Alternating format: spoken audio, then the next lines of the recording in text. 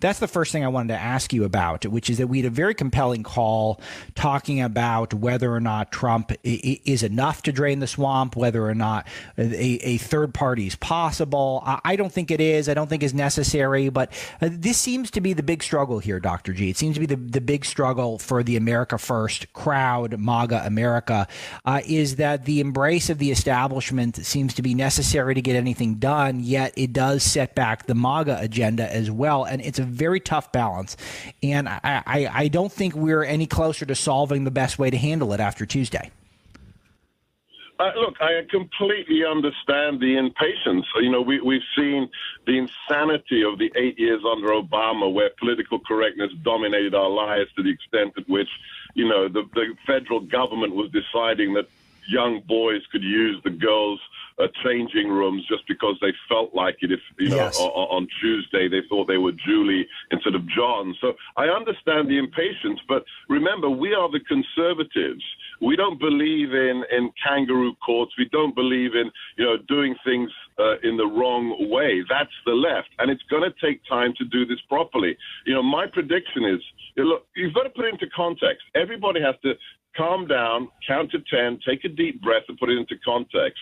We allowed them to take over our culture for the last 30, 40 years. If Maybe you think longer. that's going to be solved, if you think that's going to be solved Yes. in 2 years, you have no sense of what Andrew Breitbart was talking about when he wrote his book, Righteous Indignation. We're going to need 8 years of President Trump, 8 years of President Pence, and then maybe we will have drained the swamp 50%. Yeah, and I think we're going to need about 3 terms of Don Jr. I like to cite that just to see if anyone in Media Matters Right, paying attention. Yeah, is paying attention. Marlowe calls for 3 terms of the president's son. So, Dr. G, I think that's wise words, and I love that you and I are similar in that we're happy warriors. We tend to sort of be optimistic about where things are going to go a long term. However, there's a lot of stuff that is not happy time. It's not a particularly happy week for MAGA. I think a lot of it could have been much worse. But one place I want to start is the firing of Jeff Sessions, which the president had made up his mind a long time ago. He deserves to have the attorney general he wants. And I've debated with this audience about this issue more than any other issue because I'm a huge Sessions booster and much of the audience is not. But where I am concerned is the immigration agenda. And this is something you were national security editor for Breitbart News.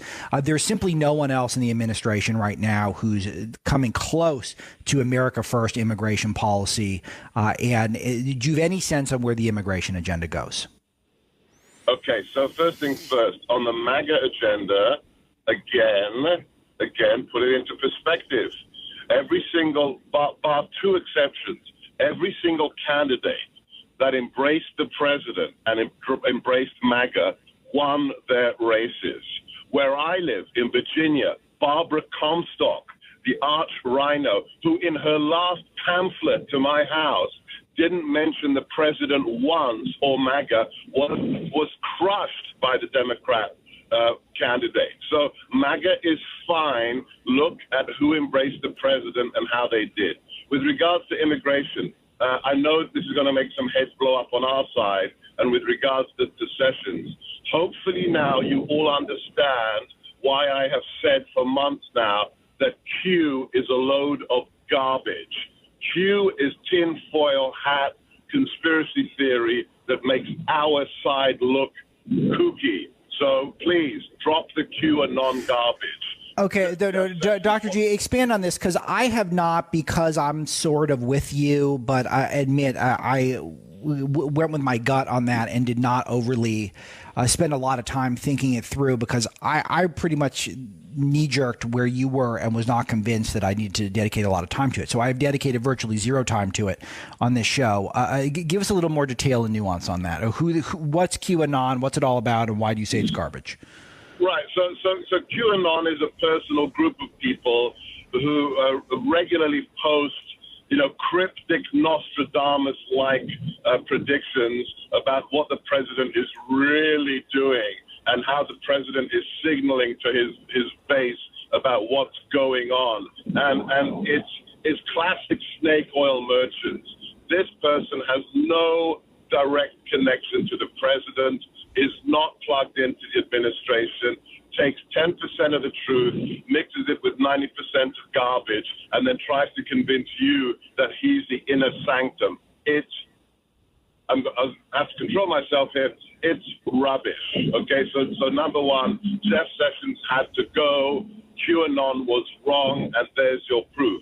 Now, with regard to the immigration agenda, I hope the Democrats aren't listening, but I am still very, very confident because you know who's still in the machine at the highest level. They may not be a cabinet member, but as long as Stephen Miller is in there inside the White House, writing the president's speeches, being the chief advisor on immigration, we are very, very solid, Alex.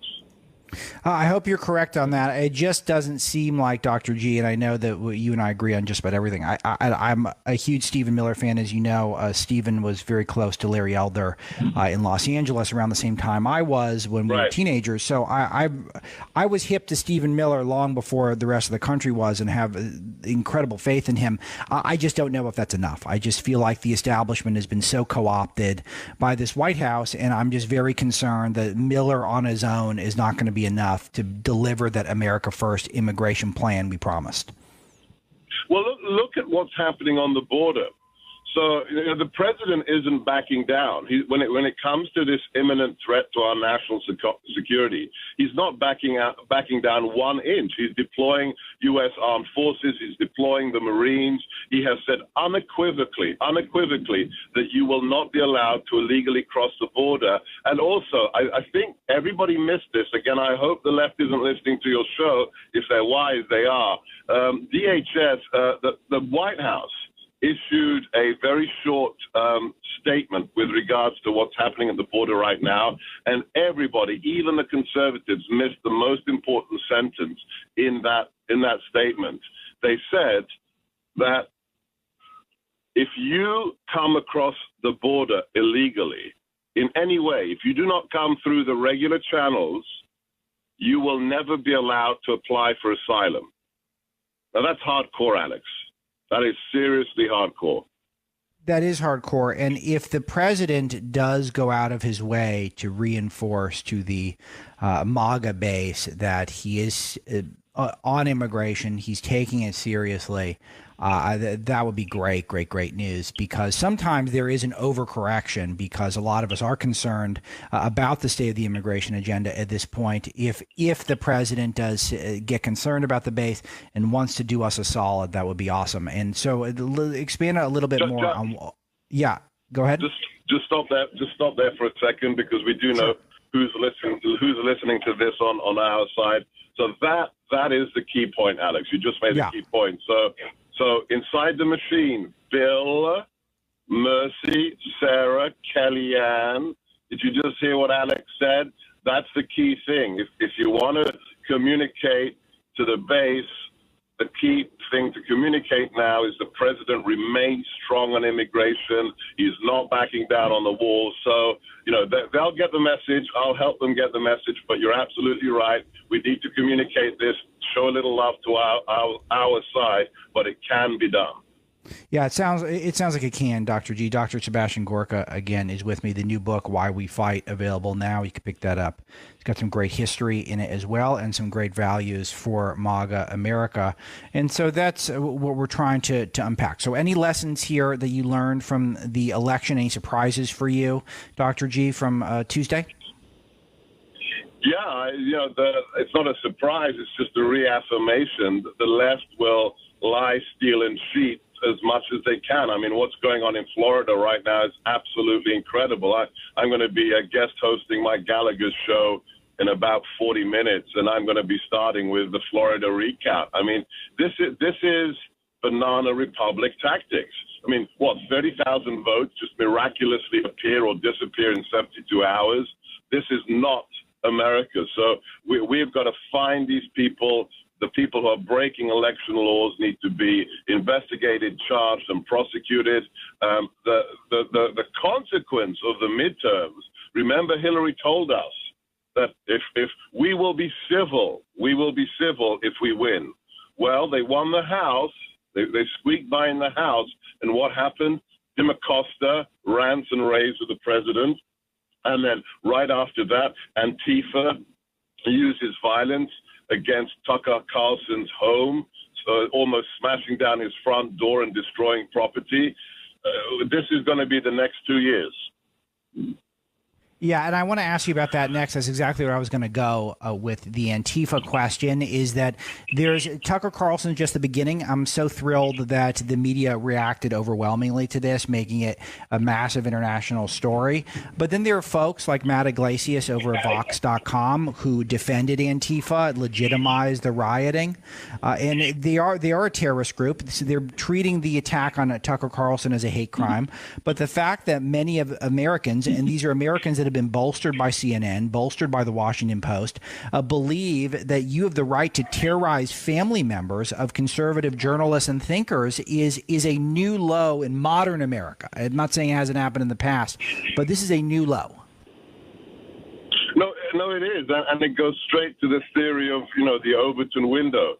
What would have been totally unacceptable 2 years ago, the left has made acceptable. And there is a direct link. I'm sorry. Abilio Jim Acosta, who for some reason is ashamed of his heritage, Abilio Acosta behaved in ways that were completely unacceptable prior to a Trump presidency. So he's doing things that that nobody would have allowed to occur. And the same thing happens outside the home of Tucker Carlson when his wife is home alone by herself. We have a mob, literally a mob, trying to break down his front door. So the really interesting thing is how the left has reacted, because you see these people at Vox, you see these other individuals, their comments are so telling, because they're saying things like, well, this is, tactically, not advantageous. We should, which means what? Which means if it were tactically advantageous, this would be fine. So it's just the way that it's coming off that disturbs them. But in principle, they are absolutely copacetic with intimidation as a ploy to use against your political adversaries. And this will get very out of hand very quickly unless law enforcement reacts very, very tough with very tough responses. And the idea that the DC police is looking into it, that's not enough, Alex. Yeah, Dr. G, you, like me, are a student of the left, and the left has always had a totalitarian nature to it, and they've always pursued control of speech, control of the opposition. This is 100% universal across the board, and yet I don't even see people on the right describing it in these terms. I don't think that the Republicans did an effective job campaigning against the left in the primary. I think they left some votes on the table, but the threat of the left is so overwhelming right now. This is a clear example of it. Hopefully this wakes people up. Yeah, this is really crucial. It is not hyperbole to say that these tactics are the tactics of totalitarians. When you use force, the threat of violence to shut down the speech of those who disagree. Because remember, Tucker Carlson is not a white supremacist Klan grand wizard. And let's not forget the Democrats created the KKK. But Tucker Carlson is a talk show host on cable TV. And you're intimidating his family. That's the totalitarian way. And it is absolutely crucial that we use that kind of language until these people go and hide in the dark and never show their face in public again. Yeah, and it's such a great point. And Tucker's incredibly influential, so I'm not denying that. And he is a thought leader, but he also does have guys from Antifa on his show. And so if you think the real problem is one network and a handful of shows, by the way, half the stuff Fox has been doing lately, I think, has undermined the president, which we don't have to get into right now. I can get into that down the road on this broadcast. But Fox did some horrible stuff lately. You got a couple of hosts you don't like, so you start torturing their family and their children. I mean, and the fact that this isn't universally condemned, there were exceptions in terms of the outrage over this. Very terrible. It's terrible, Dr. G. I got a couple of quick questions left for you. You've been generous with your time per usual. You can pick up Why We Fight now. Also, Dr. G's new show. When is it debut, by the way, on Salem? New Year's Day, 3 p.m. Eastern, 12 West Coast. Cool. Very, very important. I think that's a big move for you. It's a big move for them. So it should be good stuff. But let's talk about a couple of key things. One thing I observed, you and I typically spend our time together talking about foreign policy and national security issues where you're an expert. Not so much this election cycle, which I think is probably a good thing, but not a big foreign policy, national security election. Why is that? And were you surprised that was the case? Well, who was it? Was it Bill Clinton who said it's the economy, stupid? At the end of the day, you and I are wonks. We love the international stuff. But, yeah, James Carville. All elections. Hello? Yeah. I think you're referring to James Carville, Dr. G. Are you there? Yeah, I can hear you. Can you not hear me? Yeah, I can. Yeah, it really does boil down to domestic issues in most elections. Why wasn't national security an issue? Because what has the president done in the last 22 months? He's secured all the things that need securing. Who talks about ISIS? You can't talk about ISIS because the caliphate is gone. The left isn't going to talk about North Korea because the president is on the cusp of making, a 65-year-old conflict an actual, resolved peacefully. So these are the reasons it's not on the front burner. And I think when you have 4.2% GDP growth rate, when you have functionally 0% unemployment, those are the kinds of key issues that are going to drive voters to the polls. So, it may be a sad day for you and I that it's not about national security, but it's really about pocketbooks, and that's as it should be. Okay, so last one today. This is not going to be a happy talk question, Dr. G. We do have Speaker of the House Nancy Pelosi coming in. In all likelihood, she's going to have a battle on her hands because she doesn't have the votes yet, but she's got the money, right? And the money talks in politics. And what does that look like? Again, another one where people should have seen this coming, that these were the stakes. Pelosi's going to be the speaker. What does that mean? I can reveal to you that on the night of the election, very early on, as we realized which way things were going, the president called up Nancy Pelosi, and it wasn't just for some kind of pablum congratulation. It was to send a very clear message that she is going to have to do business with the president. Let's remember one thing. We still have the Senate. Appropriations and oversight may be in the House purview, but the more powerful House, the one that deals with the heavy cultural stuff, like federal judicial appointments, the Supreme Court, ambassadorships, political appointments, that's the Senate. Nancy Pelosi is not in control of America. Donald Trump is still the president. We're stronger in the Senate, and there was no blue wave, and Nancy knows that. So do you think she comes to the table and negotiates with the president, maybe starts with an infrastructure bill, which I think would be a no-brainer, or do you think she's just going to focus on investigating and obstruction and resistance? Look, she's going to have the crazies yapping at her heels for impeachment. When you've got Adam Schiff for intelligence and Maxine Waters on financial services, she's going to have to, somehow placate them. But there will be a limit to how much she can give into the radicals, because if there is an infrastructure deal on the table, if she denies that, if she turns her back on that the same way she did on the DACA deal the president promised her, then that is not good for Nancy. So there may be a lot of noise, a lot of chatter, a lot of fireworks, but at the end of the day, Nancy will have to do a deal with the president on things that are important to us. Yeah, I think the stakes are so high for her, and this is one of those silver linings to the Tuesday results. Dr. Sebastian Gorka, author of a couple of books, including the latest, Why We Fight. Dr. G, it's going to be an exciting couple of years, and I know we can count on your enthusiastic commentary with us. It's going to be fun, and I'm here for you guys and everybody. Keep the faith. I agree with that. We'll be right back. This is Breitbart News Daily.